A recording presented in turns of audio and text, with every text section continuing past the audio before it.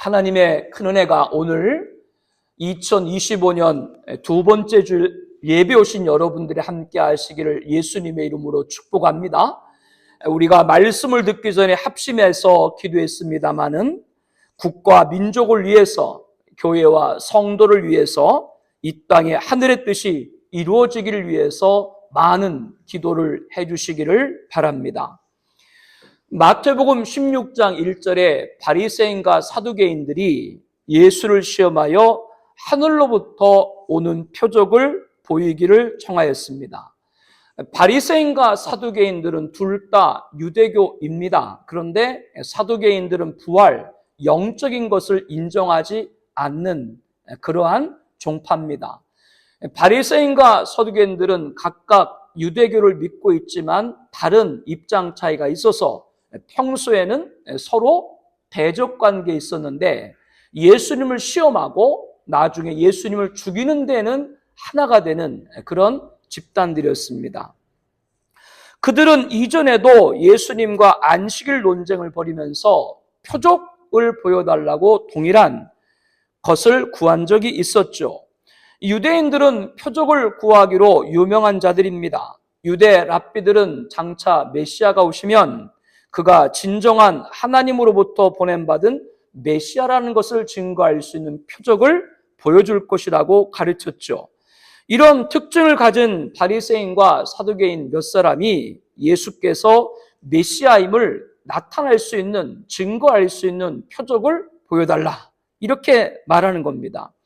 그들이 구한 표적은 이전에 행하셨던 것보다 다른 능가하는 것이 됐습니다. 그래서 본문에도 마태복음 16장 1절에 보게 되면 하늘로부터 오는 표적을 구한다, 이렇게 말씀을 합니다. 그러나 그들이 진정한 마음의 문을 열고 있었다면 그동안 예수님의 능력 있는 가르침이나 많은 병자를 고치고 바람과 바다를 꾸짖자 광풍이 잔잔케 되고 오병이어 기적을 통해서 2만여 명이 먹고 12강조를 남고 심지어 죽은 자까지 살리시는 기사와 이적을 보고 예수님이 메시아임을 확인할 수 있었을 것입니다.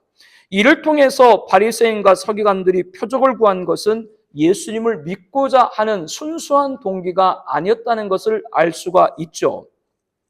표적을 구하는 자들에게 예수님께서는 마태복음 16장 4절에 악하고 음란한 세대가 표적을 구하나 요나의 표적밖에는 보여줄 것이 없느니라. 이것 또한 이전에 예수님께서 답하셨던 내용이었죠. 요나의 표적은 십자가 부활을 말씀합니다. 요나는 물고기 뱃속에서 얼마 동안 있어요? 사흘 밤낮으로 있었는데 이것은 예수님께서 십자가의 죽음과 3일 후 부활이 이 세상에 오신 목적, 인류 대속을 위한 표적이 될 것임을 예고한 것이죠. 그럼에도 십자가와 부활을 알지 못하는 바리새인과 서기관들에게 너희들은 귀신 7이 들어가서 나중 형편이 전부 다 더욱 심하게 되리라 라는 말씀처럼 이 예수님의 십자가 부활을 믿지 않는 그들은 더 흉악해질 뿐이다, 이렇게 예수님은 그들을 책망했습니다. 표적 중에 표적은 뭐예요? 요나의 표적. 요나의 표적은 뭐를 예표해요? 예수님의 십자가와 부활입니다. 이렇게 예수님께서는 십자가 부활을 통해서 오늘 우리들에게도 말씀을 하고 계신 겁니다. 예수님께서 이 말씀을 하시는 사이에 마태복음 16장 2절 3절에 보게 되면 함께 말씀 볼까요? 예수께서 대답하여 이르시되 너희가 저녁에 하늘이 붉으면 날이 좋겠다 하고 아침에 하늘이 붉고리면 오늘은 날이 굳겠다 하나니 너희가 날씨는 분별할 줄 알면서 시대의 표적은 분별할 수 없느냐. 밤에 잠자리에 드는데 여기저기 삭신이 쑤셔요. 내일? 그렇죠. 아침에 일찍 일어났는데 안개가 짜욱해. 오늘?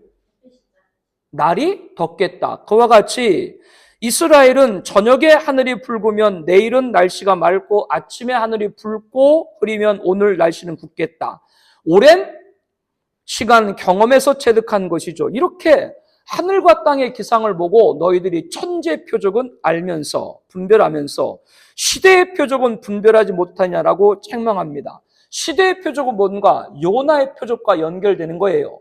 사두개인 바리새인들에게 너희들 눈앞에, 지금 너희들 눈앞에 구원자로 오신 예수님이 뭐요? 이 시대의 표적이다라고 하는 겁니다. 표적 중에 표적은 뭐라 그랬어요? 요나의 표적. 요나의 표적은 뭐를 예표한다 그랬어요? 예수님의 십자가와 부활. 그렇기 때문에 이 시대의 가장 큰 표적은 뭐요? 예수님의 십자가 부활. 바로 너희 눈앞에 있는 구원자 예수님을 영접하라. 이것이 지금 예수님께서 시대의 표적이라고 가르쳐주고 있는 것이죠. 지금 시대의 표적은 주님의 십자가의 대속과 부활, 영생이라고 여러분에게 말씀을 드렸습니다. 누구든지 예수 믿으면 모든 죄 용서받고 구원받는 줄로 압니다. 이게 시대의 표적이에요. 그리고 시대의 표적은 구원의 완성인 주 재림을 포함합니다. 예수님 다시 오시는 날 하나님이 구원을 주시기로 작전된 백성이 채워지기 때문에 그렇습니다. 구원의 충만한 수, 십자가 부활은 언제 완성이 된다고요? 예수님 다시 오시는 날, 재림 때 완성이 됩니다. 지금도 교회는 시대의 표적을 증거합니다. 예수 믿고 구원받으라고 전파하고 있죠. 또한 교회는 구원은 언제까지? 주 재림 때까지라고 전파해야 됩니다. 예수님 다시 오시기 전에 믿고 구원받으라고 전도 대상자들을 놓고 간절히 기도하고 강력하게 증거를 해야 됩니다. 우리는 하늘의 땅, 하늘과 땅의 기상을 보고 천지 표적만 분별하면서 시대의 표적, 자기들 눈앞에 예수님이 왔는데도 불구하고 그 예수를 믿지 못하는 바리새인과 사두개인 같이 외식하는 그러한 완악한 자가 되어서는 안 됩니다. 우리는 시대의 표적인 예수님을 보고 깨어있는 자가 되기를 주님의 이름으로 축복합니다. 중요한 거예요. 지금 시대도 천지의 표적으로 비유될 수 있는 세상의 일들은 빠삭하게 하는데 시대의 표적인 구원자에 관해서는 문외한 사람들이 주변에 너무도 많이 있죠. 예수님께서는 재림이 가까울수록 하늘과 땅의 기상, 이 천지의 표적이 악화될 것이다. 그래서 누가복음 21장 11절에 말씀하죠. 전 세계 곳곳에 큰 지진과 기근과 전염병이 있겠고 또 무서운 일과 하늘로부터 큰 징조들이 있으리라. 이런 자연재해와 함께 예수님 재림이 가까우면서 어떤 일이 있다고 누가복음 21장 10절에 말씀합니까? 민족이 민족을, 나라가 나라를 대적하여 일어나리라.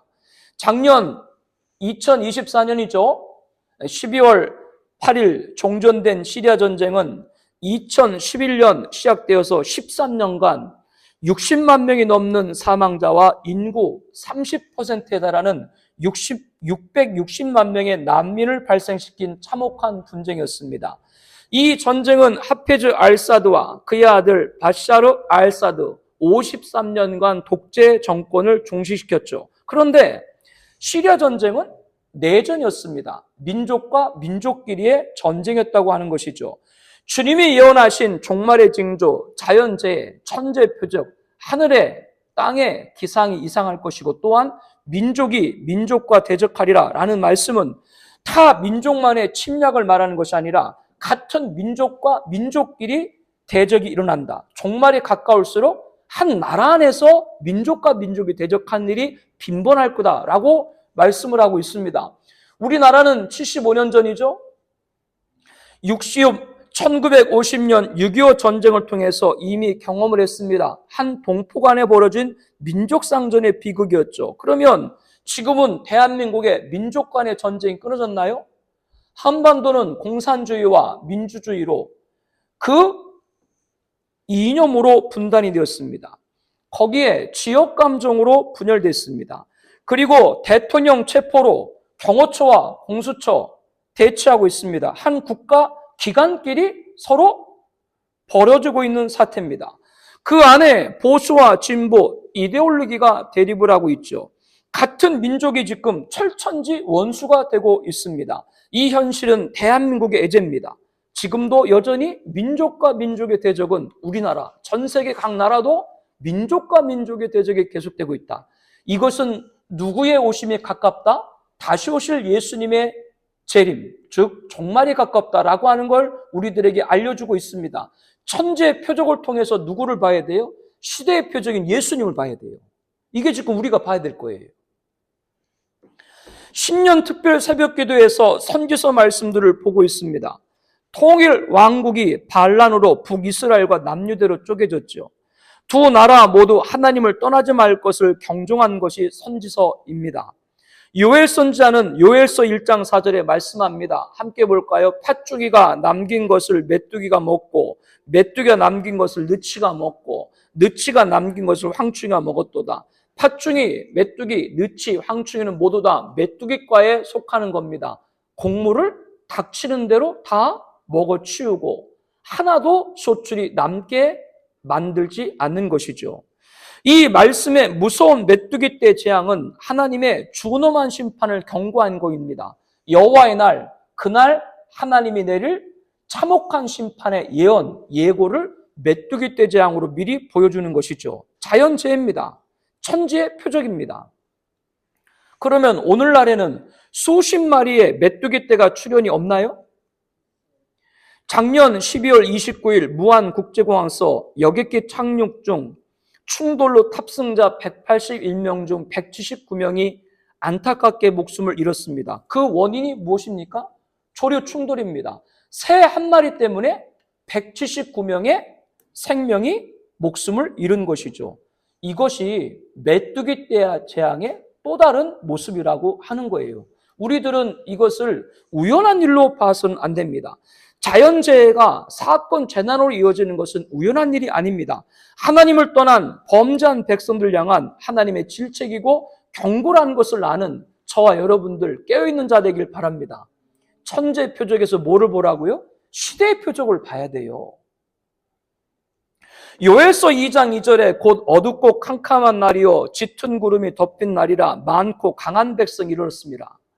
하늘이 새카맣게 덮을 정도로 메뚜기가 출현하는데 이 메뚜기 출현을 강하고 많은 백성으로 지칭하면서 자연재해와 함께 예수님이 예언한 민족과 민족의 대적인 민족 간의 대적과 나라와 나라의 대적인 외세 침략 또한 말씀을 하고 있죠. 메뚜기 떼를 모여 많고 강한 백성이 침략한다. 그것은 주님이 말씀한 나라와 나라 간의 대적인 것이죠. 우리나라와 동맹, 협력, 설린 관계에 있는 많은 국가들이 12.3 계엄 이후 대한민국의 조속한 민주화를 회복하는 성명서를 발표하고 있습니다. 과연 주변에 있는 나라들이 대한민국이 잘 되기를 바랄까요? 그런 말들은 외교적인 수사에 불과해요. 제 45대 대통령에 이어서 제 47대 대통령에 당선된 트럼프, 그 트럼프 대통령께서 캐나다 너희 우리나라 51번째 주로 돌아와라 그런 말 하죠? 허풍일까요? 농담일까요? 우리나라의 동맹의 첫 번째는 어느 나라예요? 미국이죠. 우리나라의 입장에서 첫 번째 동맹이 미국이지 미국의 동맹에서 관계에서 우리나라는 30건밖에 안 돼요. 미국의 첫 번째 동맹은 뭐냐? 바로 미국에 있는 캐나다입니다. 가장 미국이 신뢰하고 있는 국가가 캐나다인 것이죠. 캐나다는 미국의 수출만 해도 먹고 사는데 아무런 문제가 없습니다. 그런데 그렇게 우방인, 동맹인 첫 번째 국가에게 야 니네 우리나라 51번째 주로 와. 그게 과연 허풍일까요? 국제관계에서 동맹은 없습니다. 자기 나라 이익만 있을 뿐이죠. 덴마크 자치령인 그린란드, 북극에 있는 가장 큰 섬이죠. 그것은 군사적 요충지고 자원이 굉장히 많은 그런 곳입니다. 이 덴마크에게 뭐라 그래요? 옛날 소련이 미국에 알래스카를 판 것처럼 야, 니네 그거 우리한테 팔아. 이게 그냥 허풍으로 여러분 보이세요? 파나마는 원래 콜롬비아에 있던 한 주입니다. 그런데 미국이란 나라는 대서양과 태평양 양쪽에 다 바다를 두고 있잖아요. 그래서 미국 동부에서 서부로 가려면 남미 끝, 그 칠레 끝 있잖아요. 거기까지 돌아가서 다시 돌아가야 돼요. 위치상 그래요. 그런데 가만히 보니까 파나마가 있는데 거기를 뚫으면 미국 태평양 동부에서 미국 서부 캘리포니아로 바로 갈 수 있거든요. 그래서 운하를 뚫고자 했습니다. 그런데 콜롬비아가 말을 안 들었죠. 돈 더 많이 내라. 근데 그때 파나마에서 독립운동이 일어났는데 그 파나마에게 독립운동하는데 군사 여러 물질을 지원해가지고 파나마를 독립시키고 파나마 운하를 개발하고 그 운영권을 갖고 있다가 최근에 돌려줬습니다. 근데 다시 그거를 돌려달라. 일본은 번번이 우리나라가 G7 서방 7개 선진 국가죠. 거기에 가입할 수 있는 국격과 국력과 자격이 있는데 번번이 일본이 우리나라를 그 서방 7개국 가입하는데 파토를 놓고 있죠. 중국, 동북삼성, 동북공정, 해우링장성, 지린성, 라오닝성, 우리 과거 만주 그곳이 다 발해 고구려 영토였잖아요. 그거 인정하지 않습니다. 자기들 그냥 동북공정, 동북삼성이라고 말하죠. 역사를 지우고 있죠. 소련과 조선은 1961년 조소동맹을 맺어가지고 서로 긴밀히 협력을 했습니다. 그런데 1996년 그때 러시아 엘친이 당시에 노태우 대통령과 김영삼 총재가 외교를 잘해서 그 조소동맹을 파기를 시켰죠. 그런데 작년에 다시 러시아 북한 간에 군사동맹을 포함하는 포괄적 전략적 동반관계가 설립됐죠. 우리나라 지금 정정이 불안하잖아요. 그러니까 러시아가 뭐라 그래요? 저것 봐라, 대한민국은 저렇게 정정이 불안해. 그러니까 북한이 무장할 수밖에 없어. 이렇게 얘기를 합니다. 여러분들, 한국의 안보와 경제와 사회 위기는 다른 나라들의 이익이 됩니다. 우리나라를 잘 되게 바라는 나라는 없다는 걸 알아야 돼요. 우리나라를 누가 줍니까? 우리나라를 도와줄 수 있는 것은 하나님밖에 없는 줄로 믿습니다. 하나님 앞에 엎드려야 되지 어디에 줄을 대요? 메뚜기 떼가 하늘을 어둡게 한다, 가득 채웠다 그 말이죠. 무한공항 참사 같은 자연재해의 참혹함을 말합니다. 또한 메뚜기 떼로 상징되는 주변 국가들의 찬태를 말합니다. 여러분, 전쟁이라고 하는 것은 무기만을 갖고 싸우는 것이 전쟁이 아니라 경제 그리고 외교 여러 문화, 역사까지 우리나라를 지배하려고 하는 외세는 여전하다는 것을 알아야 돼요. 우리는 천지의 표적에서 뭐를 봐요? 시대의 표적, 주님의 도움을 봐야 돼요. 여기서 세상만 할 필요가 없는 거예요. 예수님께서도 마지막 때가 되면 무서운 일과 하늘로부터 큰 징조가 있으리라 라고 말씀합니다. 하늘을 새카말 정도로 덮은 메뚜기 떼의 재앙은 징조입니다. 새 한 마리가 179명의 사망자를 발생했다. 무한국제공항 참사는 징조입니다. 그 연장선에서 민족과 민족을 대적하려는 말씀처럼 대한민국은 지금 대통령 체포를 놓고 경호처와 공수처, 국가기관끼리 대적을 하고 있고 대통령 수사를 놓고 정당과 정당이 대립하고 있고 대통령 탄핵을 놓고 국민과 국민이 대치하고 있다는 것을 알아야 됩니다. 또한 국가와 국가의 대적, 우리나라의 위기 상황을 자기 나라 도약의 기회를 삼는 주변 국가들이 눈을 부릅뜨고 우리나라를 지켜보고 있다는 것을 우리들은 경각을 해야 해요. 자연재해와 그리고 사고와 재난, 민족 간의 대적, 다른 나라의 찬탈 앞에서 우리는 통찰해야 됩니다. 뭘 통찰해야 되는가? 대한민국은 우상과 무속과 미신에 빠졌던 걸 버려버리고 하나님 앞에 다시 엎드려야 된다는 걸 깨달아야 될 줄로 압니다. 그리고 이 모든 것은 뭐요? 주오심이 가깝다, 종말이 가깝다는 것을 경각해야 돼요. 이게 천지의 표적을 보고 시대의 표적을 아는 주의 백성들의 깨어있는 통찰입니다. 교회는 어떻게 되는가? 메뚜기 떼 재앙으로 하나님의 존엄한 심판을 경종할 때 요엘서 선지자는 태어납니다. 요엘 2장 27절에 말씀을 하고 있죠. 내가 이스라엘 가운데 있어 너희 하나님 여호와가 되고 다른 이가 없는 줄 너희가 알 것이라. 그리하면 내 백성이 영원히 수치를 당하지 아니하리라. 교회가 할 일은 무엇입니까? 지금 우리가 어떻게 해야 됩니까? 지금 광화문에서 여의도에서 외치는 소리를 외쳐서는 안 됩니다. 교회는 하나님이 너희 가운데 계시니 하나님만이 나의 하나님 되고 다른 이가 없는 줄로 아노라. 통회하며 자복하고 부르짖을 줄로 믿습니다. 이게 교회에서 해야 될 소리인 거예요. 그러면 요엘서 2장 28절에 말씀을 하죠. 그 후에 내가 내 영을 성령을 만민에게 부어주리니 너희 자녀들이 장래 일을 말할 것이며 너희 늙은이는 꿈을 꾸며 너희 젊은이는 이상을 볼 것이며 그때 내가 또 내 영을 남종과 여종에 부어줄 것이며 하나님이 우리 가운데 계시고 하나님만이 나의 하나님이 되고 다른 이가 없는 줄 아노라. 통회하고 자복하고 부르짖으면 하나님은 하나님의 영이신 성령을 보내주시겠다라고 말씀을 하고 있습니다.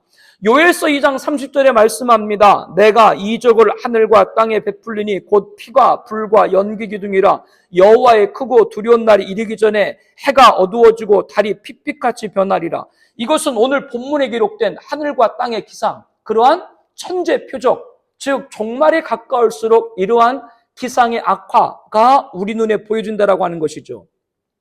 이 천재의 표적에서 교회는 뭘 봐야 된다고요? 시대의 표적을 봐야 됩니다. 시대의 표적은 뭐라 그랬어요? 2000년 전 주님의 오심과 장차 종말에 다시 오실 주님, 이게 시대의 표적입니다. 메뚜기 때 같은 재앙, 무한공황 참사, 민족과 민족의 대적으로, 정치적 이념으로 국민과 국민이 대적하고, 이 정치적 이념을, 제 말 잘 들으셔야 돼요. 이 정치적 이념을 신앙의 신념으로 변질시켜가지고 교회와 성도들을 거기에 끌어넣으려고 하는 것, 이거는 용납돼서는 안 됩니다. 그건 하나님이 기뻐하는 것이 아닙니다. 교회는 하나님만이, 우리가 하나님 안에 있고 하나님만이 나의 하나님 되고 다른 이가 없는 줄 아노라 통회하고 자복하고 부르죠. 약속한 성령을 받을 줄 압니다. 성령 받은 사람은 어떻게 됩니까? 요엘서 2장 30절에 말씀합니다. 누구든지 여호와 이름을 부르는 자는, 함께 볼까요? 누구든지 여호와 이름을 부르는 자는 구원을 얻으리니 이는 나 여호와의 말대로 시온산과 예루살렘에서 피할 자가 있을 것이며 남은 자 중에 나 여호와가 부름을 받을 자가 있을 것임이라. 너무 빠른가요? 우리 한 번 더 보죠. 누구든지, 말씀 없어요? 따라합니다. 누구든지 여호와의 이름을 부르는 자는 구원을 받으리라. 하나님이 우리 안에 계시고 하나님만이 나의 하나님 되고 다른 신이 없는 줄 아나이다. 통회하고 자복하고 회개하고 엎드리면 성령을 주시고, 성령 받은 사람 뭘 말한다고요? 오직 누구의 이름? 여호와 이름을 부르는 자는 구원을 받으리라. 이게 한국교회가 지금 부르짖어야 할 것입니다. 성령 받은 사람은 여호와 이름을 부르는 것이죠. 광화문에서 여의도에 있는 이들의 소리, 대통령을 체포해야 된다, 불체포해야 된다, 구속수사를 해야 된다, 불구속수사를 해야 된다, 탄핵에 기각돼야 된다, 인용돼야 된다, 이거는 세상 소리인 거예요. 우리는 하나님이 우리 안에 계시고 하나님만이 나의 하나님이 되십니다. 부르짖고 보내주기로 약속한 성령을 받고 누구 이름? 여호와 이름을 부른 자는 구원을 받으리라. 아멘. 이 구원을 받은 자리에 가득한, 물이 바다 덮음같이 여호와의 영광을 인정하는 것이 가득한 대한민국 성민의 나라가 되기를 예수님의 이름으로 축복합니다. 탄핵이 기각돼야 된다, 인용돼야 된다, 그런 말은 본문에 하늘과 땅의 기상을 보고 말하는 천지의 표적을 보고 말하는 것과 비견될 수 있어요. 그것은 세상의 정세를 보고 말하는, 그냥 눈에 보이는 것을 말하는 거예요. 우리들은 뭐를 봐야 돼요? 시대의 표적을 봐야 돼요. 과연 이렇게 천재 표적들이 나타날 때 우리는 무엇을 봐야 되는가? 시대의 표적, 예수님, 여호와의 이름, 그분의 이름을 불러야 된다. 주님이 다시 오시면 뭐요? 이제 여호와 이름을 부를 수가 없어요. 이거를 우리는 알고 여호와 이름을 부르어야 될 때입니다. 천지의 표적에 묻혀서 시대의 표적 예수님, 여호와 이름, 구원을 받으리라, 이것이 묻히지 않는 한국교회가 되기를 주의 이름으로 권면합니다. 천지 표적만을 보고 말하는 자들은 주님이 외식한 자라고 책망한 바리새인과 서기관들과 같을 수 있습니다. 우리는 천지 표적에서 시대의 표적을 보고 깨어있는 자가 되어야 됩니다. 시대의 표적은 2000년 전 주 오심과 종말에 다시 오실 주님입니다.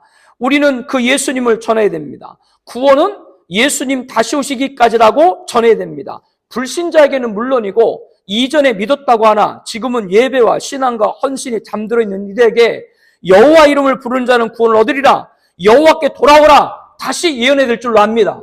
이게 지금 우리가 해야 될 일인 거예요. 천지의 표적만을 보지 말고 시대의 표적인 주 오심과 다시 오심을 보고 재림주를 맞이할 신부가 되라, 이렇게 저와 여러분들은 부르짖어야 됩니다. 신부가 되는 것은 무엇인가? 다시 오실 재림의 주를 맞이할 신부로 단장되는 것은 무엇인가? 그것은 예수님을 그리스도로 고백하고 영접하고 모시는 겁니다. 크라이스트, 그리스도, 이것은 헬라어의 크리스토스입니다. 그 뜻은 기름 부음 받은 자, 메시아, 왕을 뜻하죠.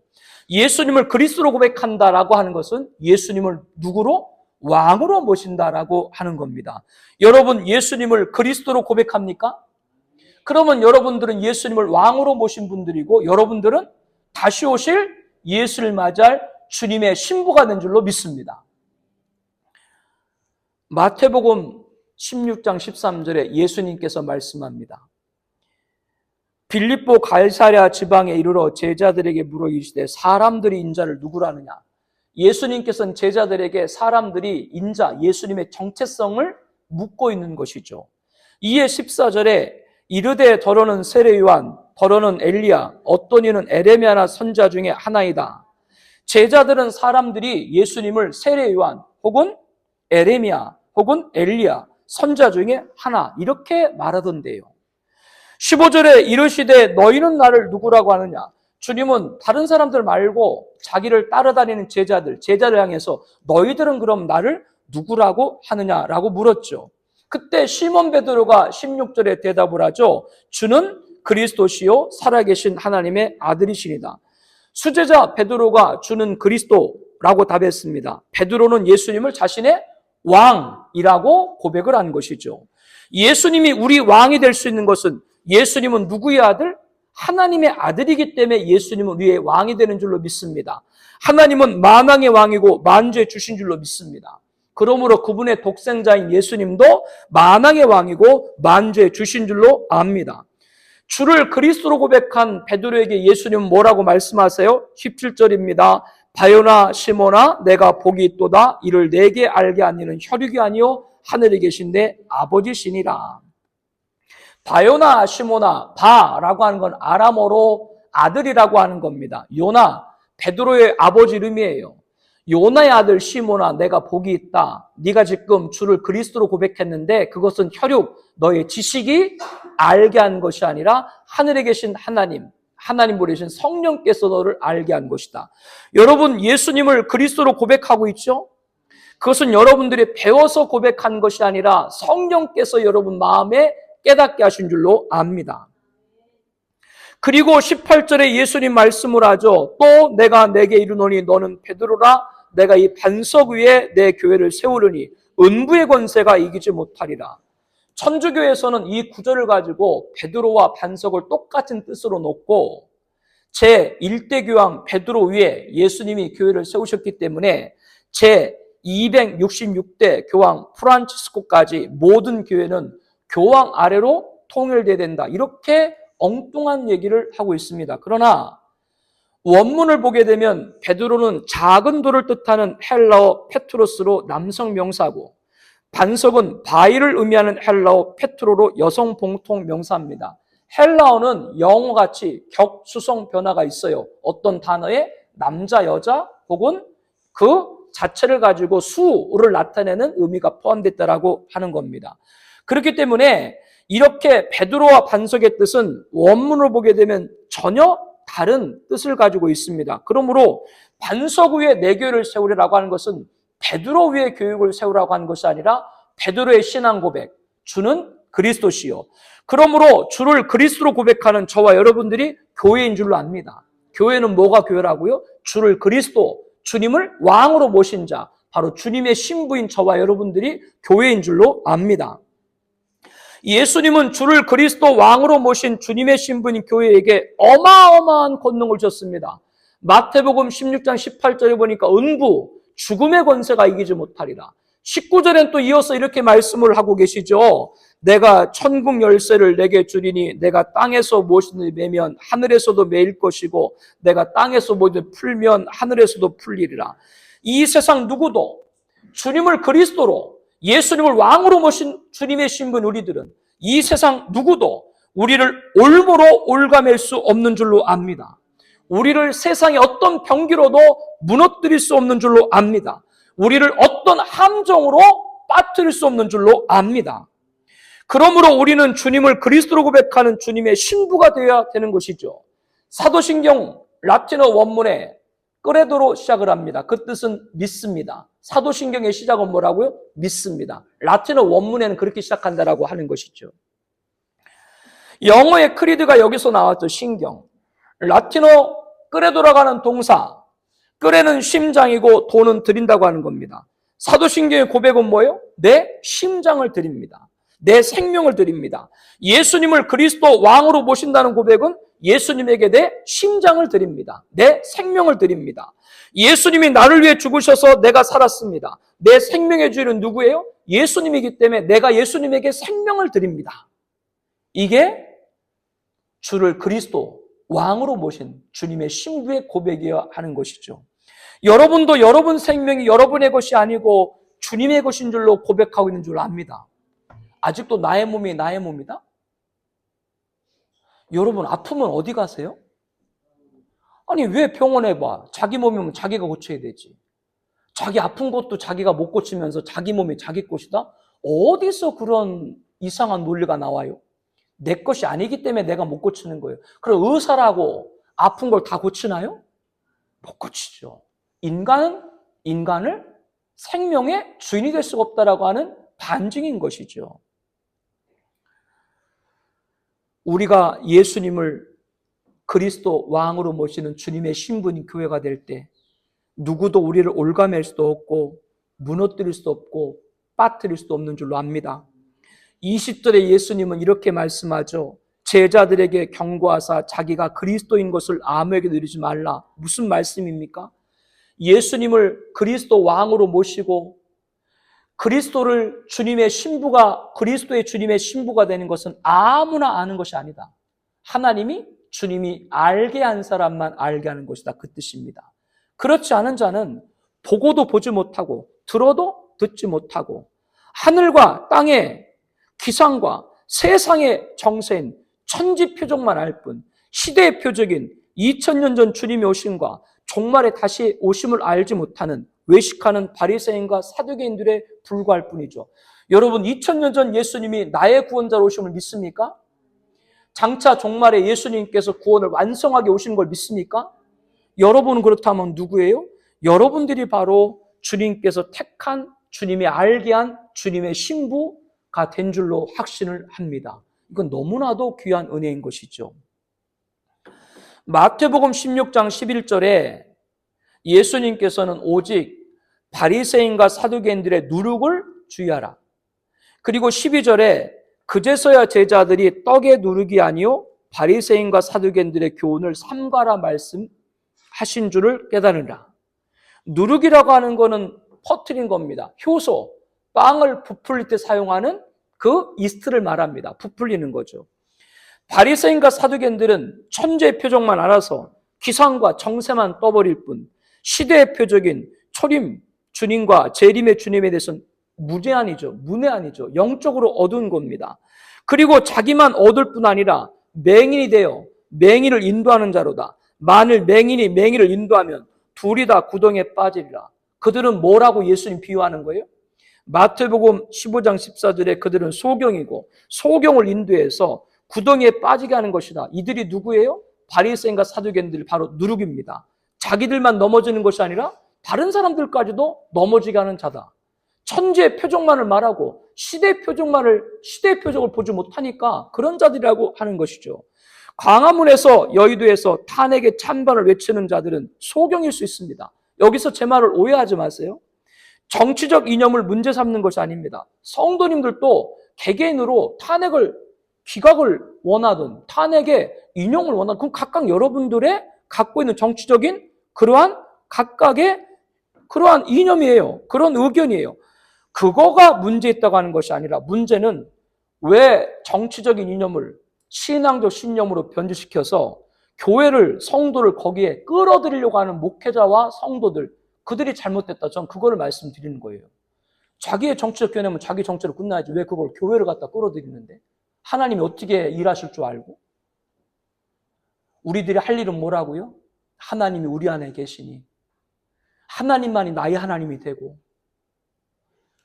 그 하나님 앞에 엎드려 부르짖고 간구할 때 약속된 성령을 보내주시고 성령 받은 사람은 여호와 이름을 부르고 성령을 받고 구원을 받는 성민 나라가 가득한 나라가 되도록 기도해야 될 줄 압니다. 그래서 다시 오실 주님, 이 시대의 표적을 통해서 다시 오실 주님의 가까움을 알고 그 주님을 맞이할 신부로 단장하는 우리가 되어야 될 줄 압니다. 신부로 단장하는 건 주님을 그리스도 왕으로 모시는 겁니다. 그분이 나의 왕인 것이죠. 이것이 바로 오늘 우리들이 증거해야 될 그러한 소리인 줄로 압니다. 우리는 세상에 그런 소리가 아니라 우리들은 방금 말씀드린 대로 시대의 표적인 2000년 전 주님의 오심과 종말의 다시 오심을 보고 주님을 그리스도로 고백하고 왕으로 모시는 재림주를 맞이할 신부로 가득한 성민의 나라가 되기를 다시 한번 예수님의 이름으로 축복합니다. 대한민국은 그런 나라가 되어야 되는 거예요. 그러므로 광암과 여의도에서 여호와 이름을 부른 자들이 가득한 역사가 있기를 바랍니다. 주님을 맞이할 그리스도를 왕으로 모신 신부 가득한 그런 광장, 이 나라 전역의 주요 도시의 광장이 되길 또한 축복합니다. 이 일에 교회가 앞장서야 되는 거예요. 주님을 그리스도로 왕으로 모신 베드로와 제자들에게 예수님께서는 예루살렘에 올라가 장로들과 제사장들과 서기관들에게 많은 고난을 받고 죽임을 당하고 제3일에 살아날 것을 말씀을 하셨습니다. 우리 21절 말씀 함께 볼까요? 이때로부터 예수 그리스도께서 자기가 예루살렘에 올라가 장로들과 제사장들과 서기관들에게 많은 고난을 받고 제3일에 살아낼 것을 제자 속에 비로소 나타내시다. 고난을 받고 죽임이라는 건 십자가죠. 제3일 만에 살아낼 건 부활이죠. 비로소, 즉 처음으로 예수님께서 제자들에게 십자가와 부활을 얘기한 거예요. 왜? 이제 제자들이 십자가 부활을 알아들을 정도가 되었다. 이렇게 주님이 판단한 거죠. 그런데 그때 베드로가 이렇게 말하죠. 22절입니다. 베드로가 예수를 붙들고 항변하여 이르되 주여 그리마옵소서. 이 일이 결코 죽게 미치지 아니하나이다.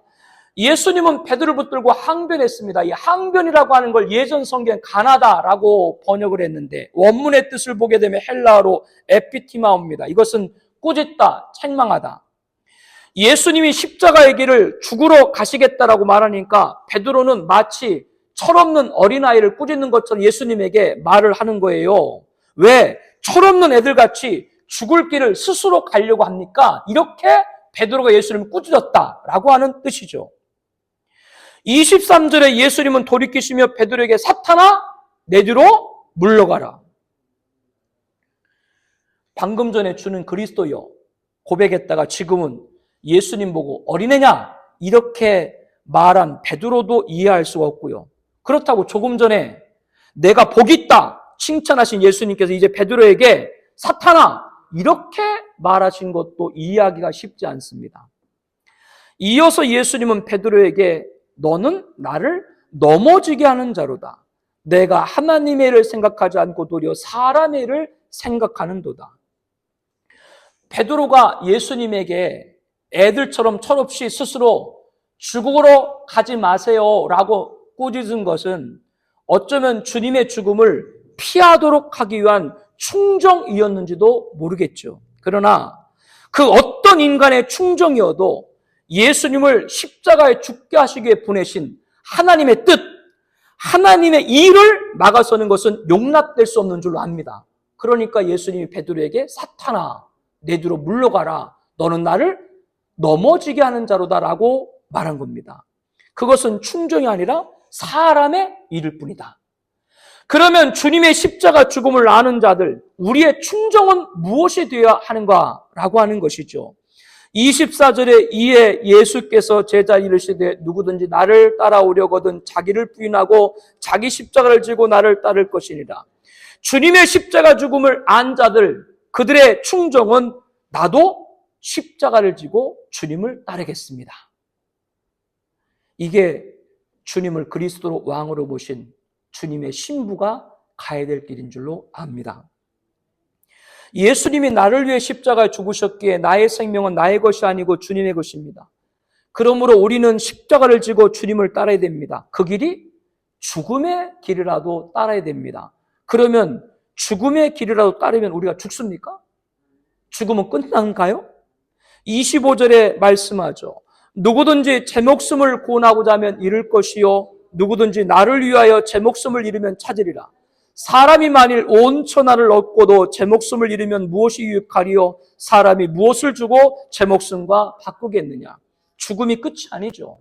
산다라고 말씀합니다. 주를 위해서 죽는 자는 산다고 말합니다. 사는데 그냥 사는 게 아니에요. 우리가 사는데 어떻게? 주님의 십자가를 지고 가는 자들은 어떻게 살아가는가? 어떻게 사는가? 27절에 말하죠. 인자가 아버지 영광으로 천사들과 함께 오리니, 예수님 재림한다 그 말이죠. 이어서 그때 각 사람이 행한 대로 갚으리라. 십자가를 지고 죽은 사람은 그 행한 대로 보응하겠다 그 뜻이죠. 이어서 진실로 너에게 이르노니 여기 서 있는 사람 중에 죽기 전에 인자가 그 왕권을 가지고 오는 것을 볼 자도 있느니라.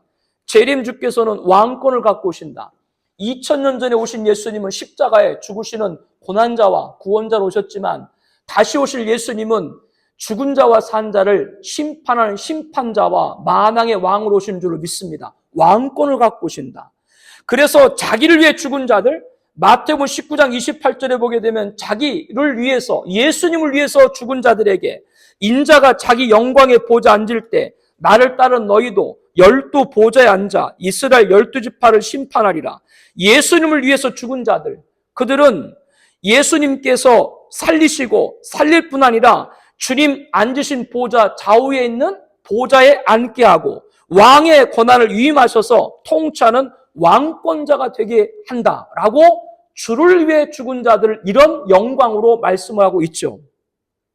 그런데 이런 영광으로 가는 십자가의 길을 가로막는 것이야말로 사탄의 짓, 그것은 사람의 일일 뿐입니다. 우리들은 하나님의 일에 참여하기를 바랍니다. 그게 주님을 그리스도 왕으로 모신 주님의 신부, 바로 주님의 십자가를 지고 가는 것이 하나님의 일인 것이죠. 사랑하는 성도 여러분, 오늘 대한민국은 바리새인과 사두개인 같이 천지의 표적만을 보고 기상과 정세만을 떠버리는 자들이 있습니다. 목회자들 가운데도, 평신도들 가운데도 그것이 마치 진리냥 떠버리는 자들이 있습니다. 그러나 그것은 그렇지 않습니다. 우리들은 하나님이 우리 안에 있고 하나님만이 나의 하나님이 되고 부르짖고 약속된 성령을 받아서 여호와 이름을 부르는 자는 구원을 받으리라, 이 소리를 증거하는 한국교회가 될 줄로 믿습니다. 대한민국 주요 도시 광장에 이 소리를 부르짖는 주의 백성들이 일어나기를 축복합니다. 그런 가득한 성민의 나라가 되어야 되고요.